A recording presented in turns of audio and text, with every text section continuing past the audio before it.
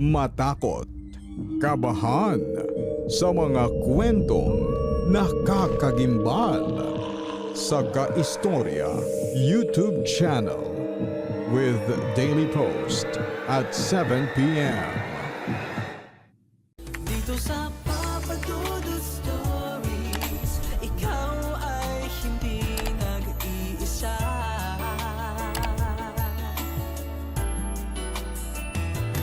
Dito sa Papa Dudut Stories, may nagmamahal sa'yo.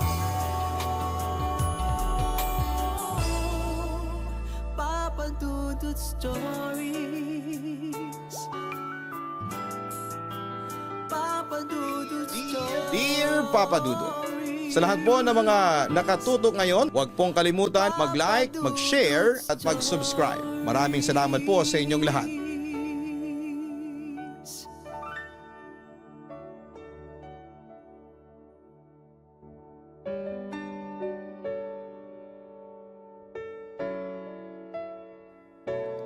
Minsan, ang mga taong dumadaan sa buhay natin ay may dahilan.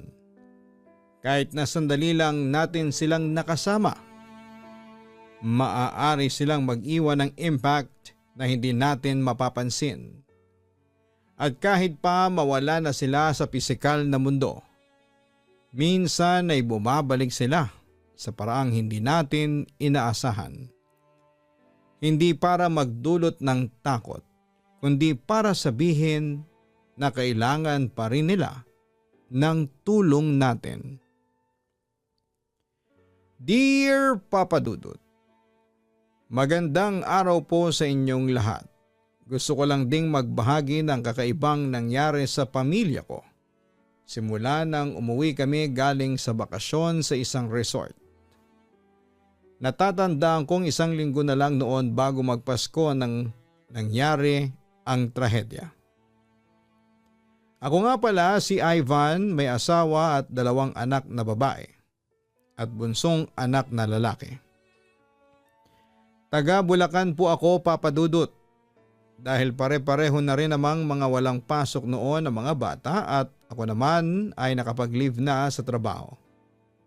Nagpasya kami ng asawa kong si Lisa na magbakasyon sa isang resort sa probinsya nila sa Mindanao para makapaglibang din ang 2 naming anak bago kami umuwi ng January. 2nd week pa lang ng December ay lumipad na kami pauwi sa Mindanao para may panahon din kaming makapag-bonding sa mga kamag-anak ng misis ko. Isa rin sa dahilan ng pagpunta namin doon ay para mabisita ulit ang bahay namin doon. Dahil nasa Bulacan ang trabaho ko, dinala ko ang pamilya ko noon dito noong iisa pa lang ang anak namin ng asawa ko. Kumbaga'y naging bahay bakasyon na lamang yung bahay namin sa Mindanao. Papa Dudut, noong araw na pumunta na kami sa resort, kung saan kami mag-i-stay ng 1 buong gabi. Pagdating pa lang sa kwarto na tutuluyan namin, agad nang naglulumikot ang mga bata. Gusto na raw mag-swimming lalo na yung panganay namin na 5 taong gulang. Kaya matapos naming mag-ayos ng gamit at mapalitan sila ng damit na pang-swimming, agad namin silang pinapunta sa pool area. Nang makarating kami doon ay nakita ko kaagad ang kiddie pool. Malinis yung lugar. May maliit na slide na hiwalay sa mas malaking pool para sa mga matatanda. May wave pool din sila by schedule lang naman ang alon tuwing 10:00 ng umaga at 3:00 ng hapon. Nung una pa lang ay excited na si Sofia na magtampisaw sa tubig habang inilalagay ko ang inflatable armband niya. May biglang lumapit na batang lalaki na mukhang kasing edad niya. Naka-blue shorts at may hawak na maliit na beach ball. "Hay, anong pangalan mo?" Bati nito kay Sofia. Tapos ay tumingin sa akin at nginitian ako. "Kuya, pwede ba akong makipaglaro sa kanya?" Natawa ako sa pagtawag niya sa akin ng kuya. Dahil kahit tatay na ako, minsan pa rin nakakakuha ng ganong pagtawag. Pumayag naman ako at sinabing mag-ingat lamang sila at huwag anong lalayo sa kiddie pool. Sinulyapan ko rin ang paligid para hanapin ang magulang ng bata. Pero mukhang busy yata sila o nasa ibang parte ng resort. Nang makita kong hindi naman sila lumayo ay hinayaan ko na lamang silang maglaro. Magkatabi sila na naghahagisan ng beach ball at minsan pa ay nagtatawanan. Narinig ko pa ngang sabi ng batang lalaki na kaya ko na dito. 5 na kasi ako eh. Si Lisa naman noon ay nasa tabi ng bunso naming si Anika na 3 taong gulang noon. Naglalagay siya ng sunblock habang nakasandal sa isang payong. Nung nagsimula nang tumunog ang alarm na senyales na malapit nang magsimula ang wave sa malaking pool, maraming mga matatanda ang nagpunta doon. Ang ilan ay may kasamang mga bata na excited na makaranas ng alon. Nagsimula namang umalon ng dahan-dahan. Tapos ay unti-unti yung lumalakas hanggang sa magkagulo ng mga tao doon. Nagkakatakbuhan, nagkakaiba-iba ng posisyon. Ang iba naman ay nagtatalon-talon habang umaalon. Ang focus ko talaga noon ay kay Sofia dahil baka mawala ng balanse dahil sa alon kahit nasa kiddie pool. Natatandaan ko pa na minsan ko pang namataan yung batang lalaki na kasama pa rin ang anak ko. Nagtatawanan habang hinahabol ang beach ball na medyo nalilihis na ng direksyon. Pagkatapos noon, mga ilang minuto pa ay biglang naglaho yung bata sa paningin ko. Akala ko noon ay pumunta lamang sa ibang dako ng kiddie pool o baka tinawag na ng mama niya kaya umalis na. Pero sinubukan ko pa rin munang hanapin ito ng tingin pero hindi ko makita kaya binaliwala ko na lamang at binalik na lamang ulit ang pansin kay Sofia na noon ay naglalaro na ng sandcastle sa gilid ng pool. Hanggang sa 1 oras ang lumipas bago tuluyang tumigil ang wave sa malaking pool. Nagkanya-kanya na ulit ang ibang mga tao na nagkukumpulan lang noong may wave. Tapos ay muling lumipas ang mga 10 minuto pa yata noon. Biglang may narinig kaming malakas na sigaw mula sa direksyon ng wave pool. May bata! May batang nalunod! Something like that. Napatingin kami ni Lisa sa gawing yon. Nakita naming may isang mas matandang bata na nag-aangat ng isang malit na katawan ng isa pang bata mula sa tubig. Habang papalapit ang iba, doon ko napagtanto na ang batang yon ay si RJ. Ang batang nakipaglaro sa anak ko bago naglaho sa paningin ko. Ang blue shorts na suot at ang beach ball na hawak nito ay nandun pa rin sa tabi nito. Mabilis na nagtakbuhan ang mga lifeguard at saka simulan nilang gawin ng CPR matapos mailayo sa tubig yung bata. Habang ang iba naman ay tumatawag ng ambulansya. Nakita ko rin na may babae at lalaking natatarantang tumakbo palapit sa nire-revive na bata. Base sa napansin ko, yun yata ang mga magulang. But sadly the kid was not revived. Base rin sa narinig ko na sabi ng mga tauhan ng resort nang may takbo na yung bata palabas sa kanilang ambulansya. Mahigit 30 minutes na raw na nakalubog sa tubig yung bata base sa kuha ng CCTV matapos ma-review. Walang nakakaalam paano nangyari na wala man lang nakapansing mga tao na may pumunta palang bata doon sa may wave pool na nag-iisa. Wala man lang kasamang adult. Na question din ng ibang tao na bakit hindi man lang daw agad nakita ng mga lifeguard na naka-assign doon at may iba rin na parang sinisisi pa yung mga magulang ng bata dahil hindi man lang daw hinanap nung mawala sa paningin nila. Bumalik kami sa kwarto ni Lisa nang may hindi may paliwanag na kalungkutan dahil sa mga nangyari, Papa Dudut. Kahit na hindi namin kaano-ano yung bata, bilang isang magulang ay sobrang sakit noon. Nasa isang iglap ay nawala ng ganon na lamang sa iyo ang anak mo.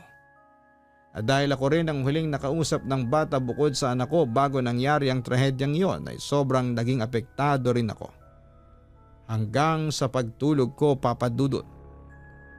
Kinabukasan nang maghanda na kami para umuwi, naririnig pa rin namin ang usap-usapan ng ibang bisita tungkol sa nangyaring aksidente.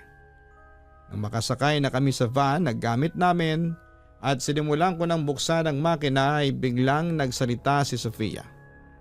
"Uy, bakit sasama ka sa amin? Hahanapin ka ng mama mo, hala ka." Dahil sa narinig ko ay napatigil ako sa pagpapatakbo ng makina at lumingon sa pinakalikuran.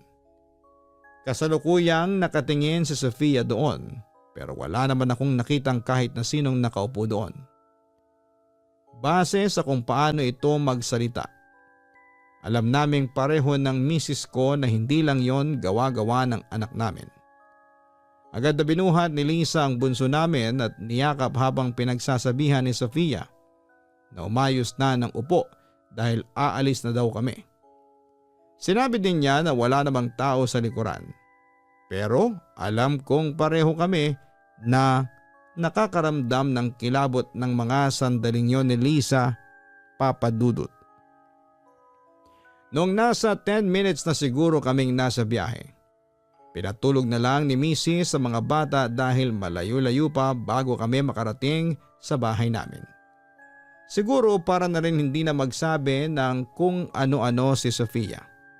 Matatakotin kasi ang asawa ko, Papa Dudut. Kaya hanggat maaari nga ay hindi kami nanonood ng mga horror films. Habang nagmamaneho pa uwi ay hindi ako makapag-focus dahil sa sinabi ni Sofia.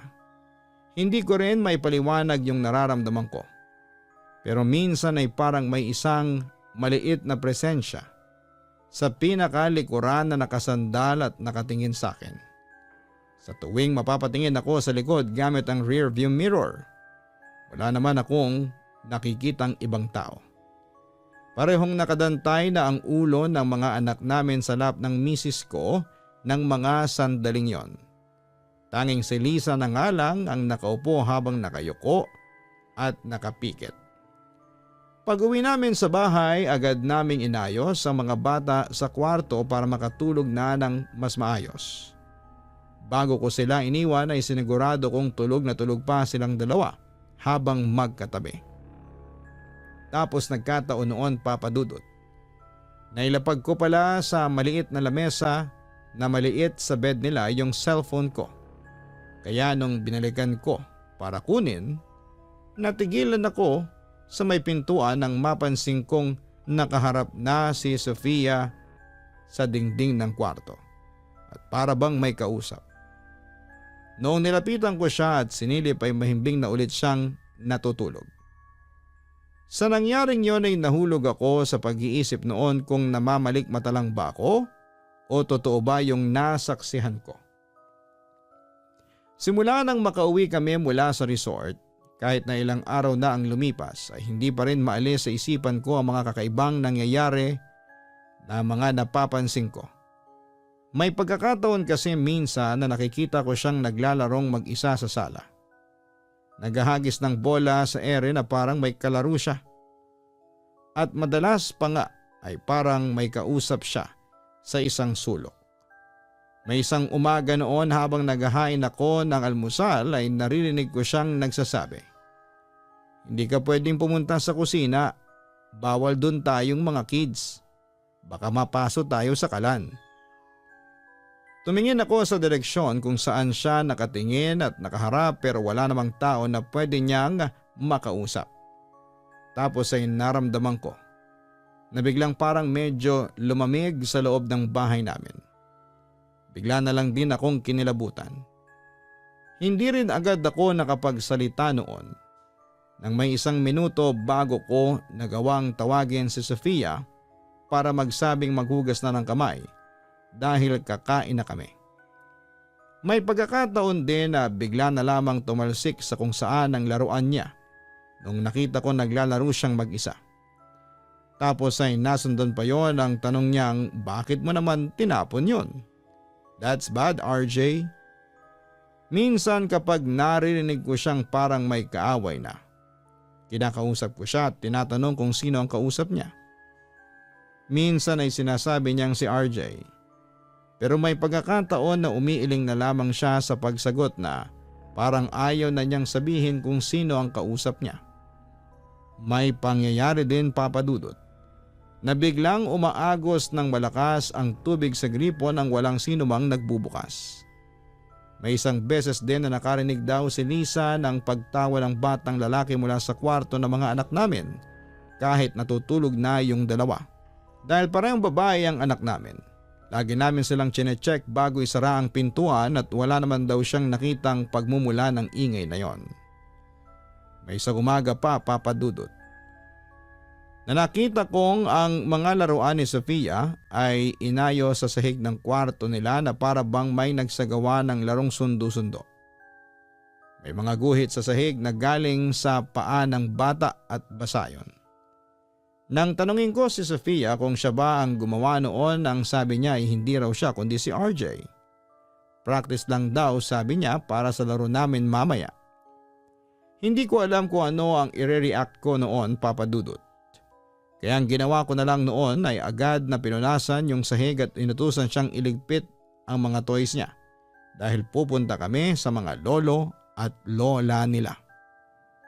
Isang araw ay nagpa siya akong linisin ang van na sinakyan namin papunta sa resort dahil ipinapahiram lang sa amin yon ng kapatid ng asawa ko sa tuwing umuuwi kami ng Mindanao. Habang nililinis ko ang likuran ay may nakita akong maliit na beach ball doon na kulay asul. Kasunod noon ay bigla ko naalala yung hawak na bola ng batang nalunod sa resort. Magkapareho. Pero imposibleng mapunta doon ang bola, lalo na't hindi naman namin yon kinuha o ng mga bata. At sigurado akong wala silang ganong laruan dahil hindi kami bumili ng ganong uri ng bola. Kaya kahit na kinikilabutan ako ng mga sandaling yon, Papa Dudut, kinuha ko pa rin ang bola at nilagay sa isang sulok ng garahe bago ko simulan ang paglilinis. Pagkatapos ng kumulang 20 minuto, nung balikan ko na para dalhin sana sa loob ay bigla na lang yung nawala na parang bula. At sigurado akong wala pang kahit na sinong lumalapit sa garahe para lang kunin yung bola. Pagdating ng hapon ng araw na yon, kinausap ako ni Lisa habang nasa salas kami at nagmemeryenda. Tapos yung mga bata naman ay abalang naglalaro ng mga toys nila, di kalayuan sa amin. Ang sabi niya ay napapansin daw niyang dumadalas ang pakikipag-usap ng anak namin sa imagination friend nito. Sinabi ko na lang na baka natural lang sa bata yon at mabago din kaagad yon habang lumalaki siya. Kita ko ang pag-aalala sa mukha niya at medyo hindi kumbinsido sa mga sinabi ko. Pero sa huli ay nagkibit balikat na lamang siya. Hanggang sa dumating ang hapunan namin, kasalukuyan kaming kumakain noon nung biglang nagsalita si Sofia habang nakatingin sa labas ng bintana. Papa, bakit hindi pumasok si RJ? Natigilan kaming pareho ni Lisa, Papa Dudut. Napatingin ako sa labas kung saan nakatingin ang anak namin. Wala naman akong nakitang bata doon. Pero hindi ko alam kung namamalikmata lang ba ako nung sandaling yon nang may isang maliit na anino na parang paalis sa may bintana. Ako naman ay napatayo kaagad para i-check yon pero wala akong nakita. Pagkatapos si Lisa naman ay kinausap ng maayos si Sofia para ipaunawa sa bata na hindi totoo ang nakikita nito kung sino man ang tinutukoy nito.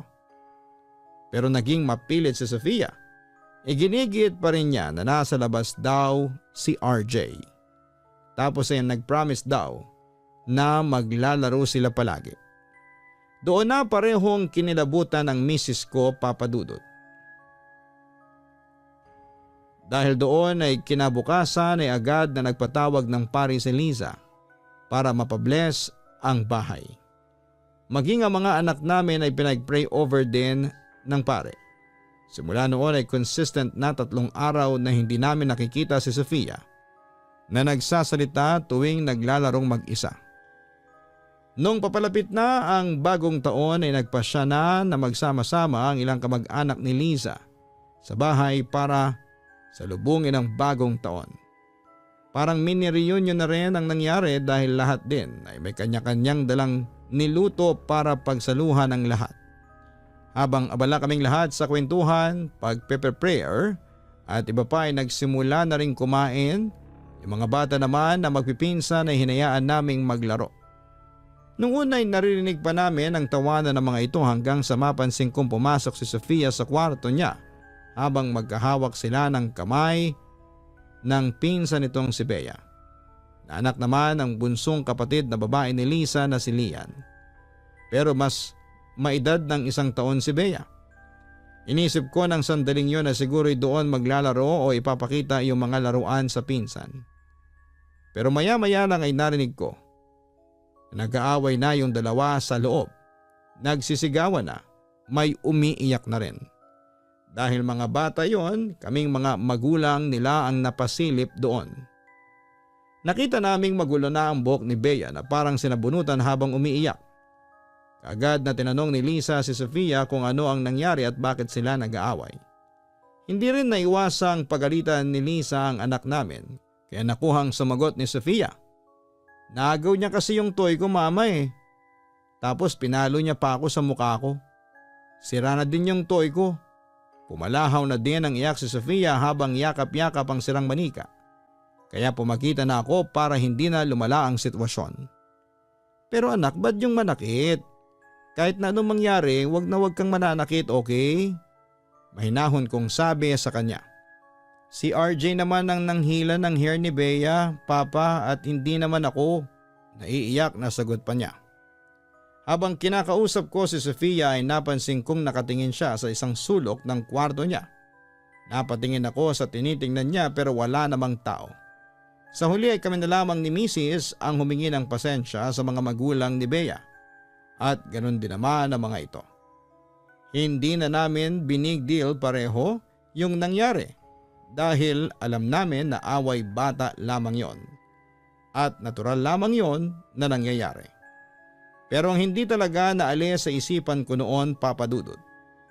Tung narinig namin ni Liza na sinabi ni Bea sa mama niya habang palabas sila ng bahay noong pauwi na sila.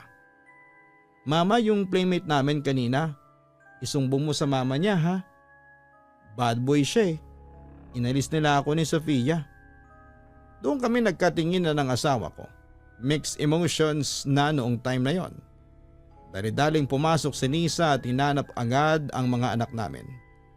Noong gabing yon matapos naming salubungin ang bagong taon ay sama-sama kaming 4 na natulog sa isang kwarto, Papa Dudut. At nang gabi ring yon, hindi ako makapag-isip ng maayos. Alam kong hindi na basta-basta imahinasyon lamang ng mga bata ang kakaibang nangyayari sa bahay. Talagang may presensya sa bahay namin ang batang nalunod sa resort. At nangangamba akong baka isa sa mga anak ko na ang susunod na masaktan niya kapag nagtagal pa yon. Pero hindi rin kasi ako sigurado kung may maniniwala bang ibang tao kung sasabihin kong may batang multo sa bahay namin na kinakausap at kalaro ng anak ko at nagagawang makapanakit ng ibang bata. Dahil doon ay lalo akong hindi nakatulog ng buong gabing yon. Hanggang sa nahulog na lamang ako sa pag-iisip kung paano ko haharapin ang sitwasyon. Kinabukasan ng umaga ay nagising ako dahil sa ingay na narinig ko mula sa kusina. Akala ko ay nagluluto na ng almusal ang asawa ko, kaya naman kampante pa akong nagpatuloy sa paglalakad papunta doon. Pero nang pagpasok ko ay nakita kong walang tao. Pero bukas yung kalan at ang kawali naman namin na dapat ay nakasabit ay nasa sahig na at basang-basa pa ng tubig. Muntik na ring masunog ang panyo na nakapatong sa tabi ng kalan dahil sa apoy, kaya dali-dali akong napatakbo para patayin yon. Pagkatapos ay agad kong tsinek ang buong kusina. Maging ang bintana at pintuan namin ay nakasara pa rin. Walang bakas ng kahit na sino mang pumasok. Hindi nagtagal ay parang may naramdaman akong takot sa likod ko. Kaya napalingon ako, Papa Dudut. At doon ko nga nakita na may malabong anyo ng isang bata na nakatayo sa gilid ng lababo. Pero saglit lamang yon, Papa Dudut. Dahil bigla na lang siyang nawala nang marinig ko ang boses ng asawa ko. Napapalapit na ng kusina at tinatawag ako. Tinatanong kung anong ingay daw yon. Dali-dali na lamang akong lumabas ng kusina at sinabing nahulog ko lang yung kawali. Hindi ko na sinabi sa kanya ang nakita ko, Papa Dudut, kasi ayokong dagdagan pa ang pag-aalala niya, lalo na at buntis pa siya. Kahapon lang din namin nalaman matapos mag-positive ang 3 pregnancy test na ginamit niya. Dahil na rin sa sitwasyon ay napagdesisyonan ko noon na hanapin na ang mga magulang ng batang nalunod. Kinabukasan ay naghanda na ako para maligo bago sana bumalik sa resort at alamin ang ilang impormasyon tungkol sa mga magulang ni RJ. Nang biglang dumating ang mga biyanan at hipag ko. Ang sabi ni Nanay Sylvia at Tatay Densyo, gusto lang daw nilang kaming bisitahin at makasama na rin bago daw kami umuwi ng Bulacan sa susunod na araw.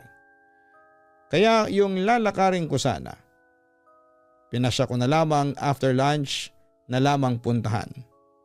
Tuwang-tuwa naman noon sina Sofia at Anika na sinalubong ang lolo at lola nila na may mga dalang lutong pagkain at ang iba ay lulutuin pa lang daw nila dito sa bahay dahil para daw sa mga bata.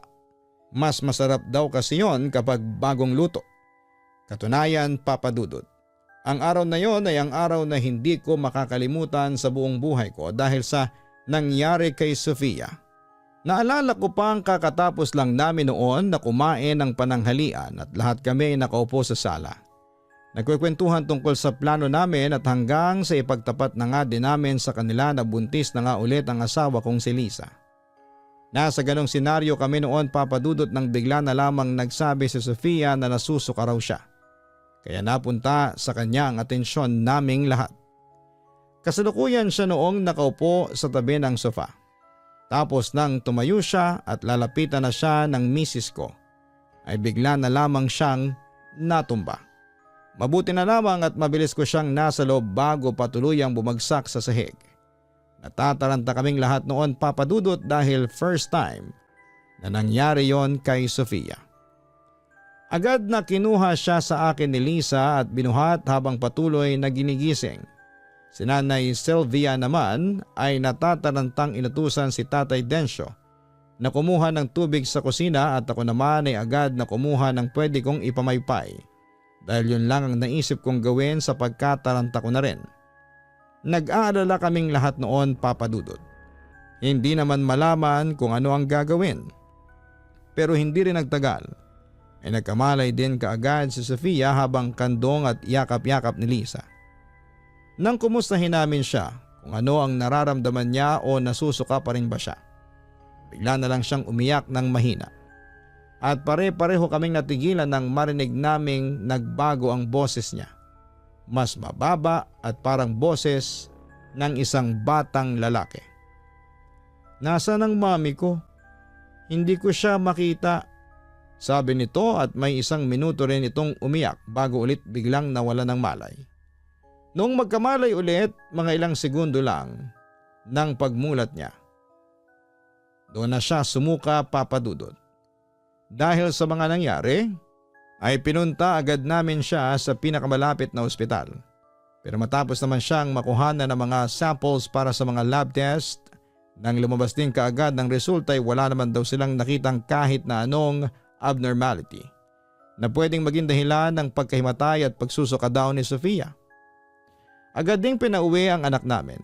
Nagbigay lamang sila ng vitamins at gamot sa pagsusuka kung sakaling sumuka daw ulit ang bata. Nang makauwi na kami sa bahay, sinabihan ako ni Nanay Sylvia na samahan ko raw muna siya para sunduin ang albularyong kilala niya na kilala daw sa buong lugar nila. Sumunod na lang din ako dahil wala rin namang mawawala kung ipapalbularyo namin si Sofia. Umalis kami ni Nanay ng hapong yun habang si Lisa, Tatay Densyo at Lian ay naiwan sa bahay para bantayan ang mga bata. sa pagkakatanda ko. Mga kalahating oras din kaming bumiyahe noon papunta sa bahay ng albularyong sinundo namin. At pagbalik namin sa bahay, agad na naghanda ang albularyo para magsagawa ng pagtatawas kay Sofia. Kumuha ito ng maliit na mangkok at nilagay doon ng langis na dala nito. Pagkatapos ay sinindihan yon gamit ang posporo. Habang patuloy lang ang albularyo sa ginagawa para itong may binabasang mga dasal. May pagkakataon na bumubulong pa ito. At makalipas nga ang ilang minuto ay sinabi nito sa amin na may kasamang ligaw na kaluluwa daw ang anak namin. Batang espiritu daw yon at kalaro daw si Sofia. Hindi naman daw yon masama. Mabait pangaraw kasi nakikita daw niya sa ginawa niyang pagtawas na handang ipagtanggol ng espiritu si Sofia sa mga mananakit dito. Pero nagdagdag paalala ang albularyo na kailangan daw mapaalis ng agaran yon dahil baka magustuhan itong sumama palagi sa amin. Kung hahayaan lang daw namin ay baka daw hindi na ito makahanap ng daan pauwi sa tunay na daan itong pupuntahan. Dahil sa mga narinig namin ni Lisa, doon na namin kinuwento sa albularyo ang lahat, Papa Dudut.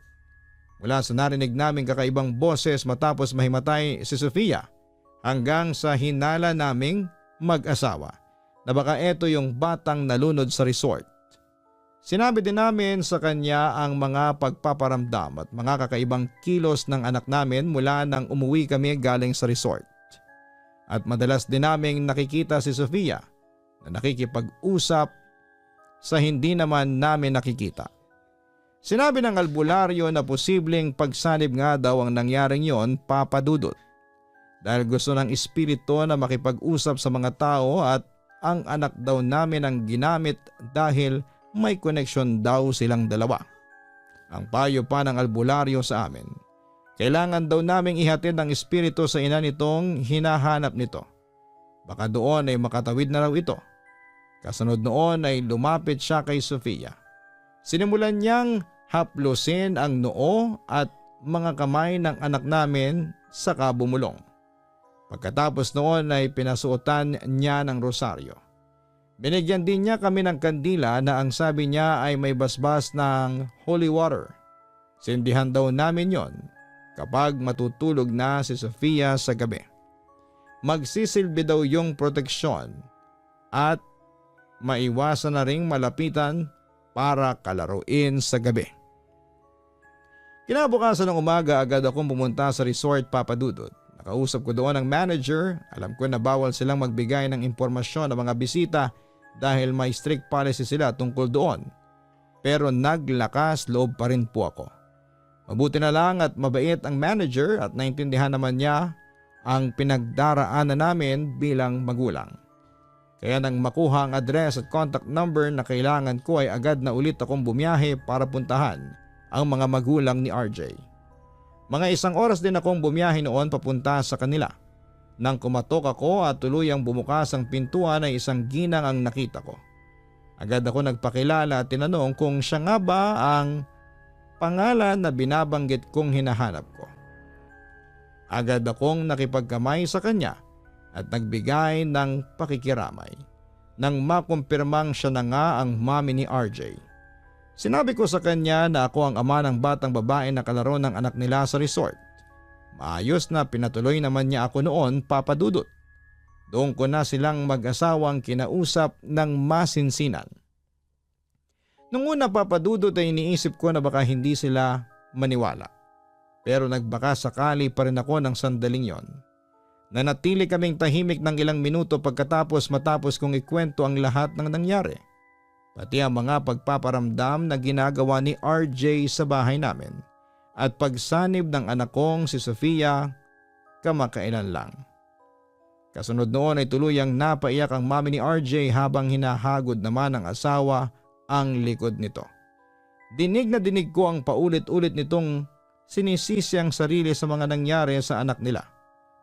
Maraming what ifs na narinig ako mula sa kanila habang mababakas ang bigat ng pighati mula sa mga mata nilang basa na ng mga luha ng mga oras na yon. Ang tanging nasabi ko na lamang noon ay hindi nila kasalanan ng mga nangyari. At marahil ay hindi rin gusto ni RJ na nakikitang sinisisi nila ang sarili nila sa pagkamatay niya. After naming mag-usap noon, Papa Dudut, ay inanyayahan ko silang sumama sa akin sa bahay para tulungan silang makapagpaalam sa anak nila. Mabait naman sila at agad akong pinaunlakan. Pagdating sa bahay, pinayagan namin silang tawagin ang pangalan ng anak nila bago simula ng padasal para sa bata. Lahat kami ay nanatiling tahimik muna kasama yung pare na inimbitahan ni Nanay Sylvia. RJ, anak, we're here na. Pumunta ka na dito sa akin, anak. Halika na kay mami. Alam namin na hinahanda mo kami kaya sumama ka na sa amin ng daddy mo. Umuwi ka na. Malungkot at naiiyak na sabi nito habang hawak ang kamay ng asawa niya. Kasalukuyan silang nakatayo sa gitna ng salas. Pagkaraan ng ilang sandali, Papa Dudut, ay naramdaman naming may malamig na hangin na dumaan sa buong salas ng sandaling yon. Pero kaagad din namang nawala yung ganong klaseng pakiramdam. At nang hapong ding yon, Papa Dudut, ay dumiretso kaming lahat sa resort kasama ang kakilalang pare nila nanay. Nagpaalam kami sa manager at sinabi namin ang dahilan ng pagpunta naming lahat doon. Pinayagan naman nila kami na magdasal sa tabi ng wave pool kung saan ay nangyari ang aksidente. Nagdala kami ng mga bulaklak at nilagay namin ang mga yon sa gilid ng tubig. Kasama rin namin ang ilang tauhan ng resort na gustong sumama sa pagdarasal para sa bata. Nang inabutan na kami ng gabi sa resort ay nagpasya na lang kaming lahat na doon na matulog matapos kong maihatid yung pare sa pupuntahan daw nitong kakilala na medyo malapit sa lugar. Ang pananatili na rin namin doon ng isang gabi ang ginawa naming pagkakataon para sa last bonding bago kami umuwi ng pamilya ko pabalik ng Bulacan kinabukasan ng gabi.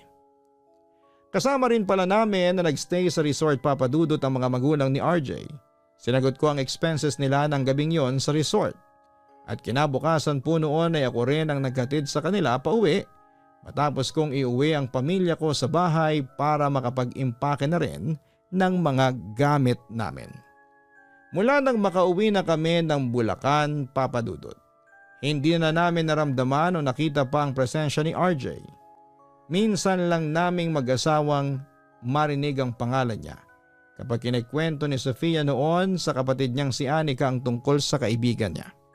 Hanggang ngayon, na tatlo na ang anak namin ng misis ko, paminsan-minsan ay nagkakakumustahan pa rin kami ng mga magulang ni RJ.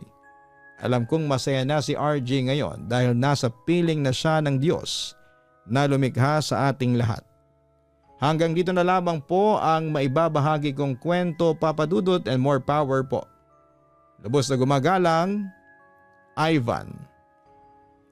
Maraming salamat sa pagbabahagi mo ng iyong kwento, Ivan. Ang ganitong biglaang pagkawala ng mga mahal sa buhay ay walang katumbas na salita para maipaliwanag ang lahat ng nararamdaman ng isang magulang. At ang hiling ko para sa mga magulang ni RJ at para na rin sa mga may ganitong pinagdadaanan, na sana'y balang araw ay tuluyan ninyong matanggap ang masakit na nangyari at bakayanan ninyong yakapin ang mga alaala ng inyong namayapa ng mga mahal sa buhay ng may saya at tuluyang makamit ang kagaanan ng daladala ninyo sa inyong mga puso. Lahat ng nangyayari sa ating buhay ay may dahilan at ang tanging Diyos lamang na lumikha ang nakakaalam ng bawat sagot sa mga bakit natin sa buhay. Huwag tayong makalimot na lagi lamang siyang nandyan para sa atin sa lahat ng oras, sa bawat pagsubok na pagdadaanan natin sa buhay natin.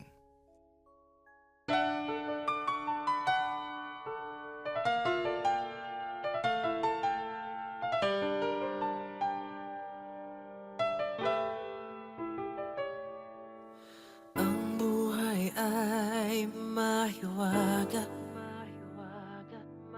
laging may lungkot at saya. Sa Papa Dudut Stories, laging may karamay ka.